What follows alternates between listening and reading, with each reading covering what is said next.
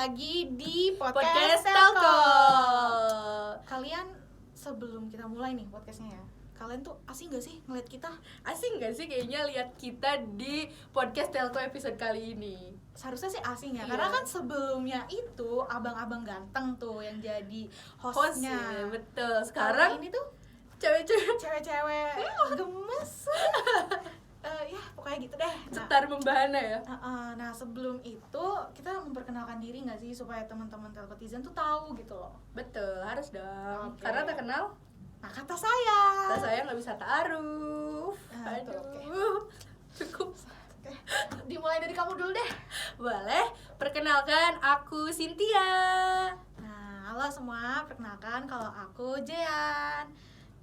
Nah, cewek-cewek cetar membahana kali ini tentunya akan membawakan tema podcast yang juga nggak kalah cetar ya, Je. Betul banget, saking cetarnya tuh kayak bakalan kayaknya apa ya, episode podcast kali itu kayaknya bakalan heboh banget. Apalagi narasumbernya tuh cewek juga kan. Nah, cewek juga, jadi kayak ya udah kalian tuh bisa ngebayangin lah seheboh apa podcast episode kali ini gitu kan. Nah, langsung aja nih tema yang mau kita bawa di podcast Telco kali ini, yaitu gimana sih cara untuk ningkatin writing skills. Keren banget gak sih pembahasannya? Keren banget. Tentunya pembahasan ini juga akan dibawakan oleh narasumber yang kerennya abis-abisan. Parah. Kepo Pokoknya kalian tuh harus nonton sampai akhir ya. Iya, harus sih Harus. itu. Wajib. Wajib banget karena ini tuh benar-benar bermanfaat banget untuk kedepannya. Bener gak sih? Betul, apalagi buat kamu yang pengen ningkatin skills di writing skillnya. Betul. Langsung aja kali ya kita panggil narasumbernya. Langsung aja Tante kita Yusnita, panggil sini dong. Yusnita Putri. Boleh duduk. Masya Allah cantik banget ya. Langsung ini melepas pada asmara. Aduh. Kita salam-salam dulu dong. Halo. Apa kabar? Alhamdulillah baik. Alhamdulillah. Perkenalan dulu gak sih? Oke, boleh. Halo teman-teman, kenalin nama aku Yusnita Putri, biasa dipanggil Yusnita atau Nita. Aku asal Jogja, salam kenal semuanya. Masya Allah. Salam kenal. Salam kenal. Ternyata emang ya cewek-cewek Jogja tuh Adem. Masya Allah. Bener-bener. Oke deh, langsung aja kali ya. Kesibukannya apa sih Teh Yusnita sekarang tuh? Untuk kesibukan aku sendiri sih, mungkin kalau di awal tahun ini ya, aku lagi ngejar kompetisi Belmawa. Kalau yang di awal tahun baru ikut yang PKM sama ONMIPA. Kalau ONMIPA itu sendiri dia baru di masa-masa bootcamp gitu. Kalau aku ikutnya ONMIPA biologi, jadi seminggu itu ada 2 kali pertemuan. Dan itu akan berlangsung sampai awal atau pertengahan Mei. Terus setelah itu aku juga ikut proyek riset sama dosen. Aku juga lagi ngerjain beberapa proker di UKM aku, Aksara Jurnalistik. Sama ya setelah itu belajar-belajar aja, kayak ikut course gitu-gitu sih. Keren banget sih. Sibuk Aku banget ya iya ternyata. tercengang gitu ya dengan kesibukan Yusnita saat ini gitu. Produktif banget. Masya Betul, Allah. produktif banget sih, mulai dari tadi ikut ONMIPA, Belmawa, terus aktif juga ya di UKM gitu, apalagi UKM jurnalistik gitu ya. Iya. Nah, tentunya nih kita nyorotin tadi ya apa yang Yusnita udah bilang, bahwa lagi sibuk juga di UKM jurnalistik, terus juga ikut PKM ya. Nah, itu kan tentu sangat-sangat berkaitan erat ya Jay sama tema podcast kita nih tentang Iya, tentang writing pastinya. Nah, dari kita sendiri nih, kita kepo banget nih ke Yusnita. Alasan dari Yusnita sendiri nih untuk bisa terjun gitu dan apa ya, kayak serius banget di dunia kepenulisan itu apa sih? Kalau alasannya sendiri mungkin dari aku pribadi, karena dari SD kelas 3 suka nulis, jadi sampai sekarang kayak ngalir aja. Aku masih ikutin kegiatan-kegiatan yang masuk ke dunia kepenulisan. Kayak misal aku pas SD itu mulai kelas 3 aku udah mulai kayak nulis puisi gitu, terus cerpen, terus kirim-kirim karya ke majalah gitu-gitu. Pas SMP juga ada pernah ikut pelatihan jurnalistik, sama masih sering nulis. Kalau SMA nih masih sering nulis di rumah. Bukan di rumah, salah. Di asrama. Oh, asrama berarti ya SMA-nya. Lupa nyebutnya rumah, jadi kayak rumah. Udah dianggap Iya. rumah sendiri ya. Tapi buat pribadi aja. Kalau pas SMA kayak agak kurang tersalurkan gitu bakat kepenulisannya, karena jarang ikut lomba yang kayak nulis-nulis, karena aku fokusnya pas SMA tuh di kayak tim mapel, kebetulan bidangnya geografi sama kebumian. Karena pas SMA agak nggak tersalurkan gitu ya, jarang ikut lomba yang nulis, makanya pas kuliah ini dari semester 1 gitu pengen balik lagi ke dunia kepenulisan, kayak ikut esai, terus ada nulis juga artikel, aku kirimin di Digital Bisa karena mereka kan ada periode tertentu kayak buka lomba artikel gitu. Makanya aku juga sering ikut dan masih suka kirim-kirim gitu. Itu aja sih. Keren banget ya. Keren banget ya. Kayak Sibuk apa ya? juga tuh. Menulis tuh bukan sesuatu yang gampang gitu. Maksudnya kayak kalau diary gitu kan curhatan hati itu ya tulus lah dari kita. Tapi untuk bisa fokus gitu ya sampai di essay, PKM, bahkan tadi keren banget di Digital Bisa ngirim-ngirim naskah lomba gitu-gitu. Itu kan pasti juga butuh apa ya, tata cara penulisannya juga yang lebih apik gitu kan, yang lebih diperhatikan gitu, nggak bisa sembarangan. Nah, kira-kira nih Yusnita kan maksudnya dari SD kelas 3 itu cuman hobi cerpen, itu kan diary dan lain sebagainya. Terus kan semakin kesini lombanya serius tuh, ya kan J, kayak essay Terus terus ngirim iya, jurnal, artikel, terus PKM dan sebagainya. Nah, kira-kira dari Yusnita sendiri langkah-langkah apa aja gitu yang Yusnita lakuin untuk bisa mulai kayak dari tulisan yang mungkin tadinya ya diary aja gitu yang sifatnya non formal ke tulisan yang itu spesifik banget terkait keilmuan gitu dan lain sebagainya, yang fokusnya tuh harus bener-bener bagus juga gitu kan penulisannya. Nah, itu langkah apa aja sih dulu gitu? Sebenarnya karena motivasiku suka nulis tuh karena pengen ya mengungkapkan ekspresi hati gitu aja kan. Orang introvert kan beda kan sama extrovert, susah gitu kalau beda sama J kata-kata. Aku Jadi kayak ngomong aja ya gitu. udah nulis aja gitu. Kalau dari dulu emang benar kayak suka nulis cerpen, terus puisi, terus diary gitu-gitu, yang maksudnya kayak nggak yang spesifik kayak karya tulis gitu ya. Karena nggak tahu aja, karena dulu mungkin aku terlalu fokus sama yang kayak tim mapel, olimpiade gitu, makanya kayak kurang ikut di lomba kayak karya tulis kayak gitu-gitu. Makanya pas kuliah ini aku pengen aja gitu tulisanku tuh bisa menghasilkan apa ya, prestasi dan value buat aku gitu. Makanya kayak mulai ikut karya tulis, terus lomba artikel kayak gitu-gitu, sekalian belajar aja gitu. Jadi sampai sekarang masih keterusan karena menurut aku nulis ya hal yang menyenangkan gitu. Berarti nih kan selama proses belajar meningkatkan skill writing ini kan ya pasti ada kendala lah atau kayak ada kesulitan. Nah, bisa kasih tahu nggak sih ke teman-teman Telkotizen kayak kesulitannya tuh apa? Kalau kesulitan sendiri, kalau misalnya nulis biasa ya, penulisan biasa kayak diary gitu kan, kayak itu menurut kita aja kan. Kalau misalnya yang lebih spesifik kayak karya tulis, esai, artikel gitu, kalau menurut aku kesulitannya ya kayak blokade ide gitu loh. Kayak kadang kita kayak mau nulis tapi kita nggak tahu mau nulis apa, tujuannya apa gitu. Betul. Kita juga suka nulis, cuman karena blokade ide tadi dan kitanya nggak udahlah gitu. Mungkin di karya tulis itu lebih kayak harus ada esensinya gitu nggak sih? Iya, benar. Sedangkan kayak diary ya udah nggak ada penilaian juga nggak sih kalau diary ya, beda sama PKM gitu, artikel dan lain sebagainya. Berarti emang kesulitan untuk nulis sendiri tuh ada di blokade idenya ya, berarti awal mula sulitnya itu tuh di situ. Tapi emang iya nggak sih J, kadang kita juga misalkan ya pernah ikut beberapa kali lomba ya kepenulisan gitu yang bisa diharuskan, pasti sulitnya tuh dalam merangkai kayak apa ya mau diketik pertama kali, merangkai katanya sih yang sulit itu tuh. Kayak di masa era teknologi 5.0 gitu lagi gitu itu kayak aduh aku tuh udah kayak pusing duluan. awalannya tuh template banget gitu. Awalnya tuh pasti kayak selalu template gitu loh.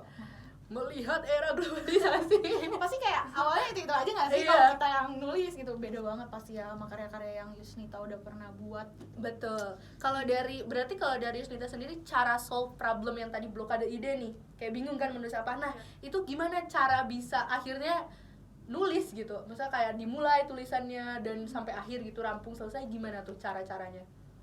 Biasanya sih kalau misal aku ikut lomba karya tulis atau artikel, terus esai gitu kan, kayak ada temanya gitu ya. Biasanya kita kan, nah temanya ini, tapi kayak kita nggak ada bayangan yang ke situ gitu kan. Kalau biasanya aku kayak selesaiin dulu tugas-tugas kayak tugas kuliah, tugas-tugas yang lain gitu, biar kayak aku free dan maunya fokusnya ke situ gitu.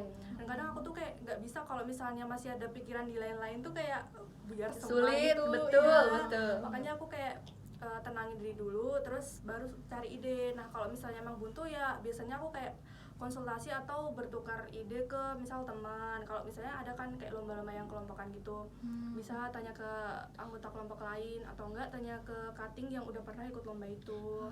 Bisa juga nanya ke dosen gitu sih untuk cari idenya.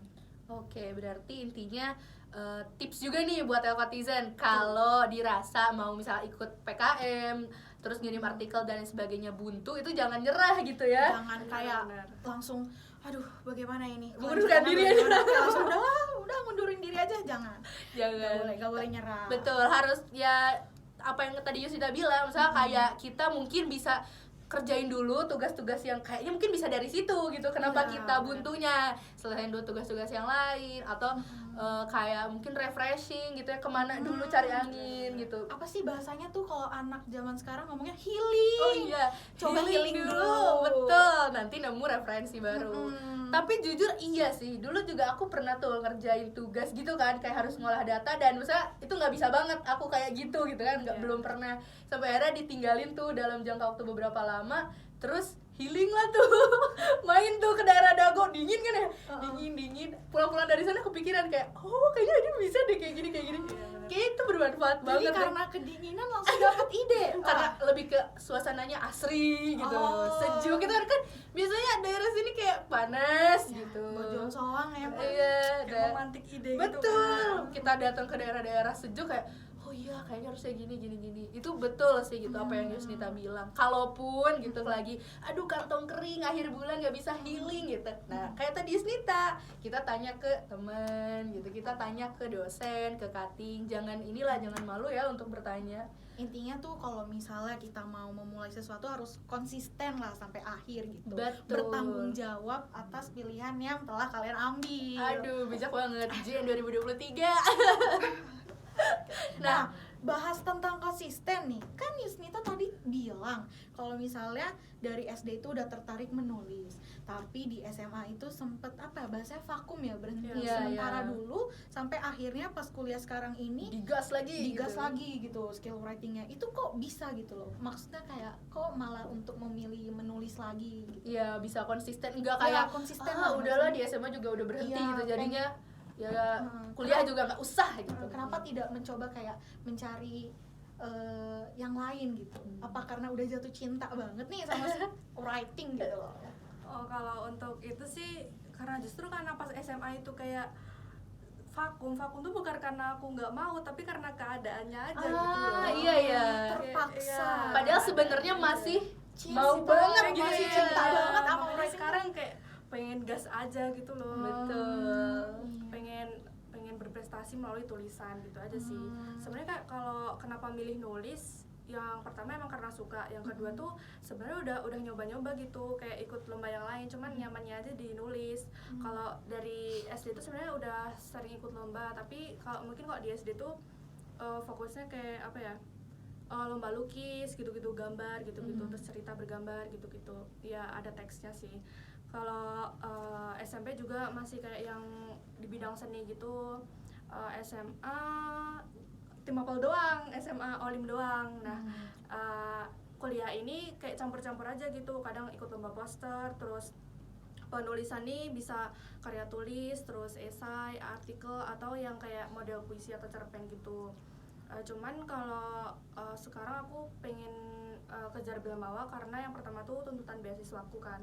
Tuntutan beasiswa tuh harus mengikuti kompetisi Belmawa kayak PKM, Gemastik, terus Onmipa, Satria Data, pokoknya banyak lah. Nah itu aku milihnya di yang penulisan karya tulis. Gemastik aku juga kemarin ikut yang karya tulis ilmiah, PKM aku ikutnya yang PKM artikel ilmiah gitu sih. Keren banget. Berarti Yusnita tuh penerima beasiswa juga nih Telkotizen.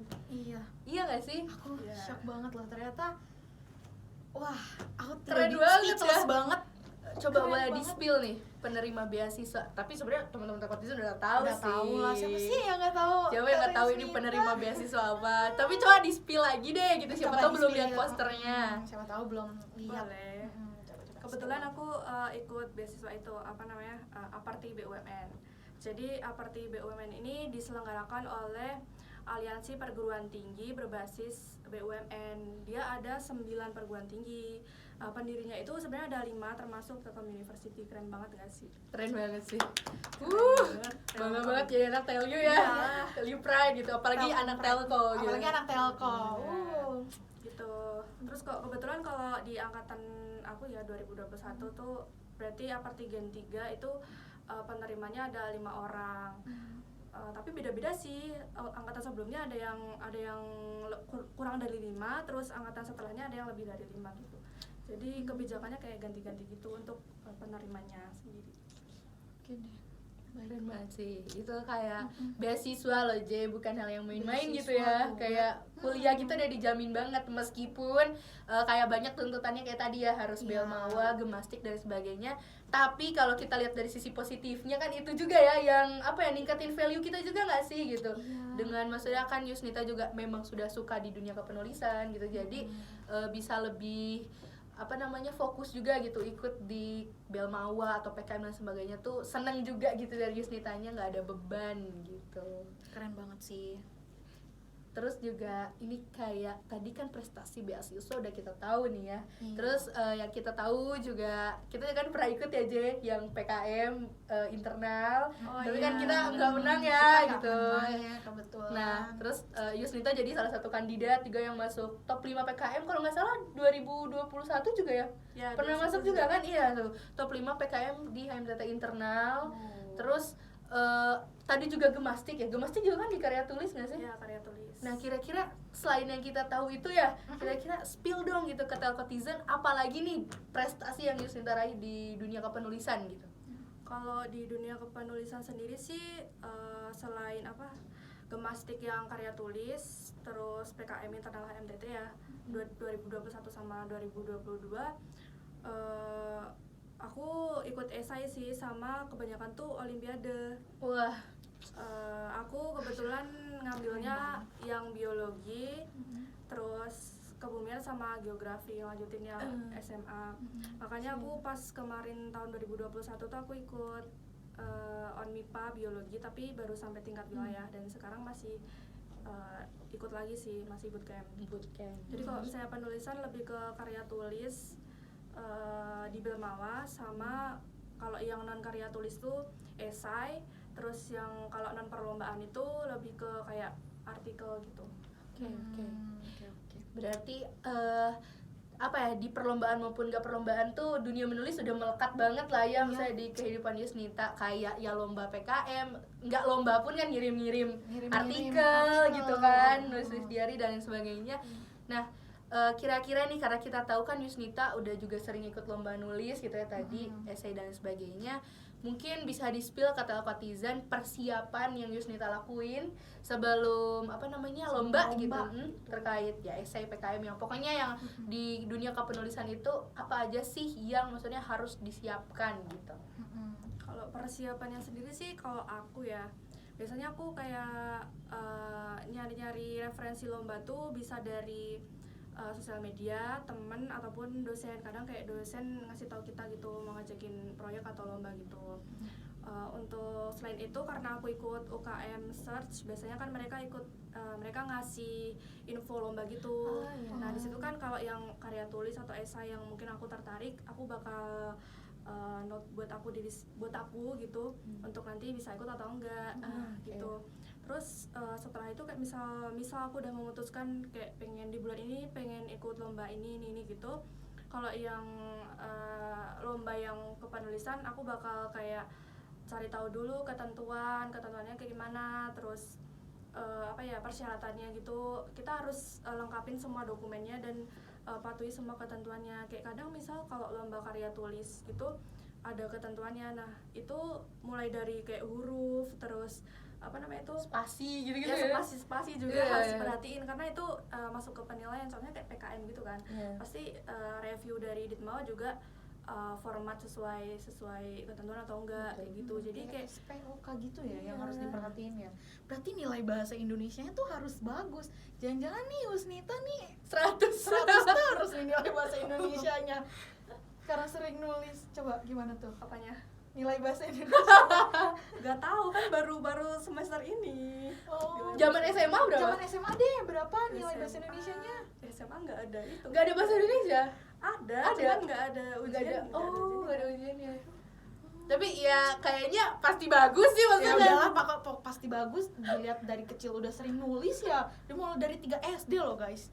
Tadi tuh. Keren banget. Misalnya kayak di saat misalnya zaman sekarang ya, misalnya apalagi aku mungkin merasakan kalau kuliah foto.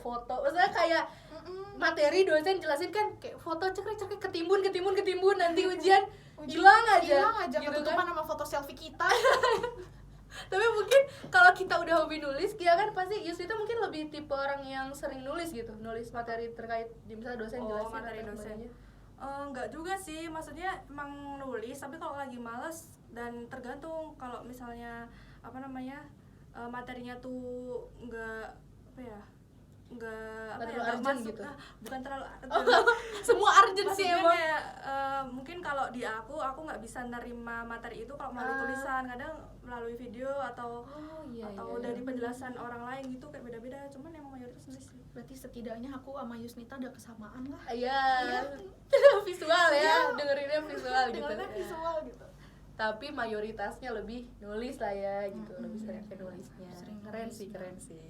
Nah, berarti kan apa ya, udah sering ikut lomba, ngirim apa namanya, writing, maksudnya kayak ngirim jurnal ke sana ke sini gitu. Kira-kira dalam penulisan karya tulis maupun esai itu tuh sebenarnya ada perbedaan nggak sih? Karena kan kita masih awam nih, kita masih belum ngerti tentang apa namanya tuh dunia perwritingan. Nah, dunia itu kayak ada kepenulisan. bedanya nggak sih dalam penulisan karya tulis atau esai?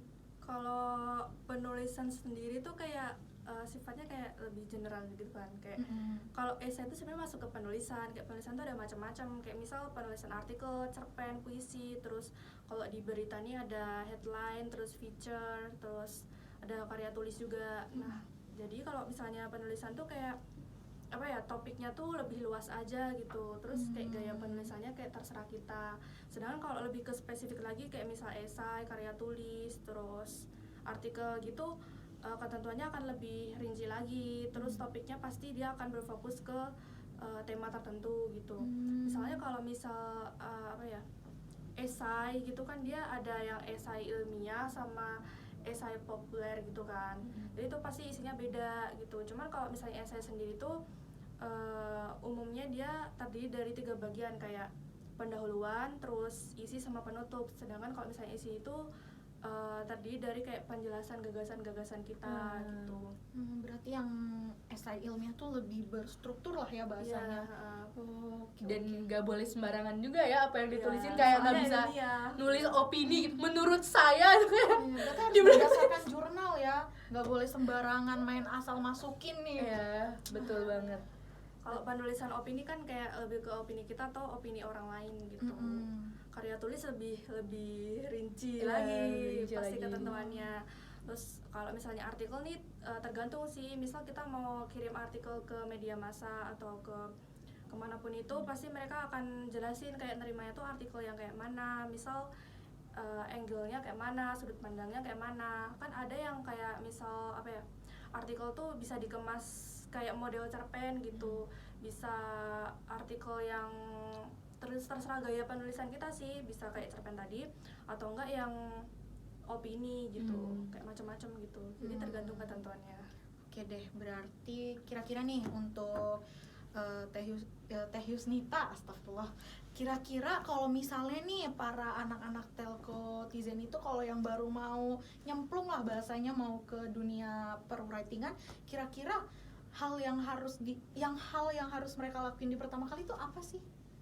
Kalau mau terjun ke dunia kepenulisan gitu ya, apa ya, harus sering nyoba aja sih, kayak sering-sering nulis gitu, biar kayak kebiasa gitu, terus dapet feel-nya gitu, kayak udah nyaman di situ, nanti pasti ngalir aja gitu.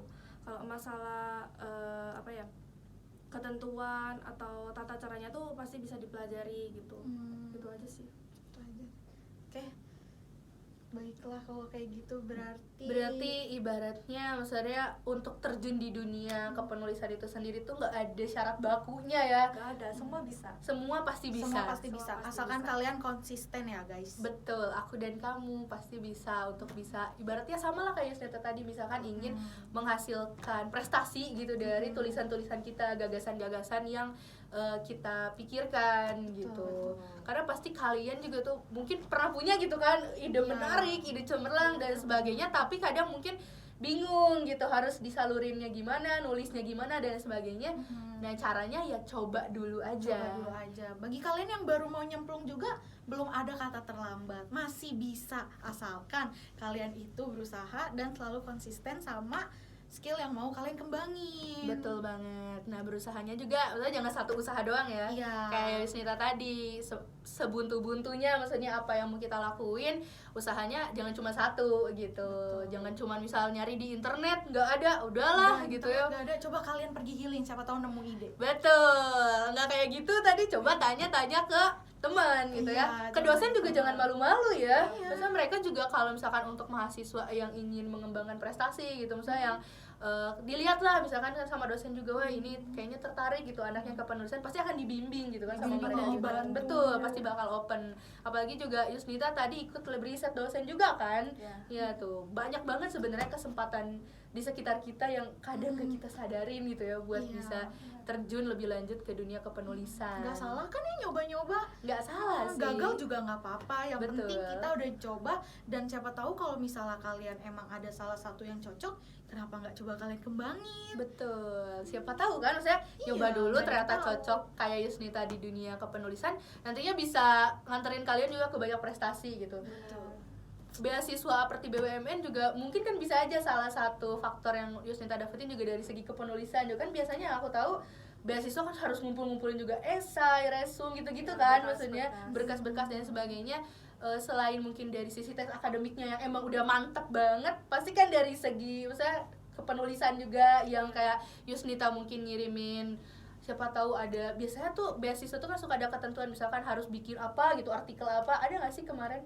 Kalau di Aparti BUMN sendiri sih kebetulan kemarin tuh nggak ada yang kayak submit esai gitu, kayak seleksi berkasnya tuh apa ya, rapor semester 1 sampai 5, terus sertifikat sama piagam prestasi. Setelah itu kayak diseleksi gitu jadi 30 orang. Nah, 30 orang ini masuk ke tahap 2. Tahap 2-nya wawancara.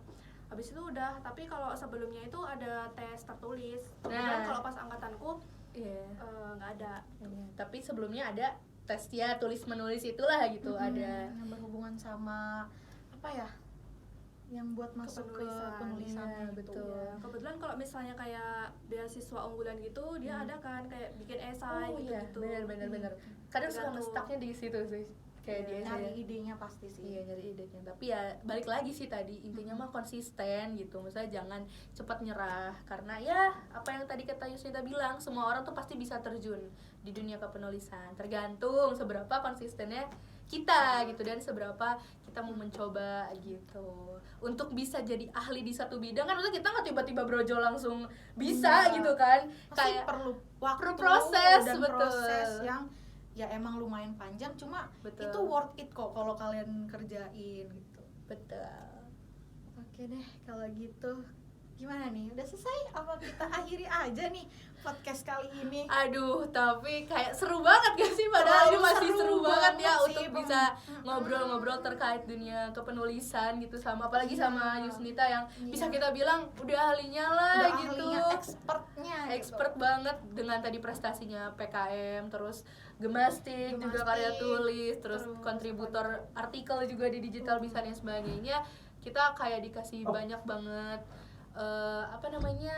ilmu gitu ya, dan juga sudut pandang baru dari sisi seorang penulis gitu. Bisa kita ibaratkan penulis lah, ini udah penulis banget lah pokoknya. Keren banget.